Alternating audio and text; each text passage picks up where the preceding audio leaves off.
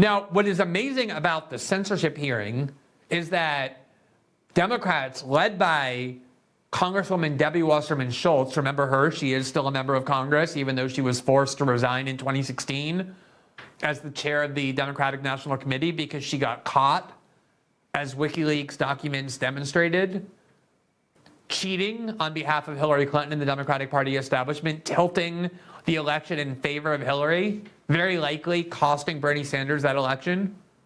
And it wasn't just WikiLeaks documents that showed it, but even party loyalists like Elizabeth Warren and Donna Brazile, who said that the voting was rigged on behalf of Hillary Clinton. She led the way to essentially saying that RFK Jr., who Democrats are free to attack, he has a lot of views that one can attack. Our next guest, Cornel West, has attacked RFK Jr. and some of the views that he holds. But he's a lifelong Democratic Party supporter and a very successful environmental lawyer. He spent his adult life suing large corporate polluters, some of the most morally atrocious corporations like Smithfield Factory Farms, for the public health menace that they are. And yet Debbie Wasserman Schultz's position was RFK Jr., now that he's running against Joe Biden, is so far out of the realm of what should be heard in decent society that he ought to be banned from speaking at this congressional hearing. This has become the Democrat solution to everything. We don't engage with our critics. We don't disprove them. We do everything we can to silence them, to argue that they shouldn't be heard from. And I guarantee you, when polls start showing Cornel West at 1% and then 2% and then at 3%, which is going to happen, they're going to start doing the same thing to him, insisting that media outlets deplatform him and ignore him. And to accomplish this, I just want to show you the way in which they so grotesquely lied about and distorted RFK's view, because the view that he was expressing, namely about the way in which the US government is becoming increasingly totalitarian because of the power of the internet, first to spy on all Americans, as we proved during the Snowden reporting, and then increasingly to censor Americans to make their propaganda less susceptible to dissent, was actually an important point. And yet they wildly distorted it, lied about it, made it seem like it was a completely different point in order to justify not allowing him to be heard. So let me show you this video of first what they claimed he said, what Debbie Wasserman Schultz claimed RFK said at this hearing, and then what he in fact said.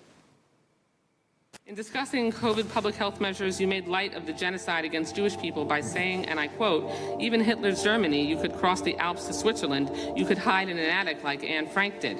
Well, we're saying that. Okay, so that's the allegation. She was claiming that RFK Jr. should not be allowed to speak at a congressional hearing, should not be heard from, because he said, according to Debbie Wasserman Schultz, that the quarantines and lockdowns of COVID were even worse than what Jews experienced under Nazi rule during World War II, because at least there you could escape to the Alps, or you could escape to an attic like Anne Frank did. That was the way they claimed RFK had talked about COVID as being worse than Nazism. Now just listen for yourself, with your own ears, with your own open mind, what he actually said, because the point he made was an important one, and it had nothing to do with what they accused him of saying. Is what I call turnkey totalitarianism. They are putting in place all of these technological mechanisms for control we've never seen before. It's been the ambition of every totalitarian state from the beginning of mankind to control every aspect of behavior, of conduct, of thought, and to obliterate dissent. None of them have been able to do it. They didn't have the technological capacity. Even in Hitler's Germany, you could cross the Alps into Switzerland. You can hide in an attic like Anne Frank did.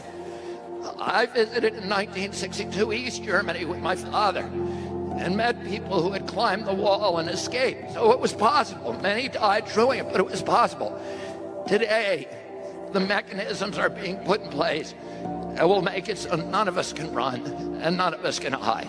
Now, that is a vital point. The title of my 2014 book which I wrote about my experiences with Edward Snowden and about the reporting we were able to do because of the documents he courageously provided, was called No Place to Hide.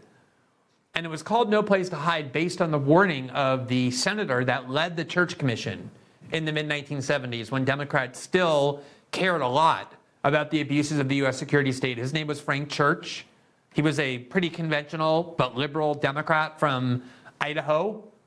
And after discovering for the very first time with this commission the extent of the spying mechanisms that had been built in secret by the NSA and by the CIA, he called it turnkey tyranny, meaning that the system has been put into place where at any time the key could be turned and you would have totalitarianism. And he specifically warned that if this mechanism, this machine that they had built with no transparency, was ever turned inward on the American people, you would have no place to hide. Such would be the technological capability to track people. And the reason Edward Snowden came forward and risked his liberty, and he's, remember, now in exile going on almost a decade in Russia for the brave act he undertook, was because he had the documents proving that the NSA had done exactly that which Frank Church warned would lead to turnkey tyranny if the NSA and the U.S. security state ever did, namely focus its powers not on foreign adversaries but on the American people. That is why other NSA whistleblowers like Thomas Drake and Thomas Binney came forward, William Binney came forward, risking their liberties by saying what was drummed into our head from the start was that this could never be used against the American people, and yet in the wake of the war on terror, it is now a major part of the U.S. security state to monitor American citizens to make sure there is no place to hide using this technology. When we did the Snowden reporting, and it was revealed that the United States government was spying not only on Al-Qaeda, but on allied governments and the UN and World Health Organization and World Trade Organizations, Angela Merkel, whose phone herself was tapped, called President Obama outraged, explaining that she grew up in East Germany under the Stasi, and that this is exactly what the Stasi wanted to do, was to impose a kind of umbrella of monitoring and surveillance over the population to ensure that everything anyone did was tracked by the US government. And in fact, when we began doing the reporting and explaining the details of what this spying system that was built in the dark by the NSA was capable of, former agents of the Stasi said, this goes beyond what we could even dream of. We were able to read 25% of the mail of East Germans, and there were always holes in our monitoring system, and yet this electronic system of surveillance leaves none. That's what RFK Jr. was saying.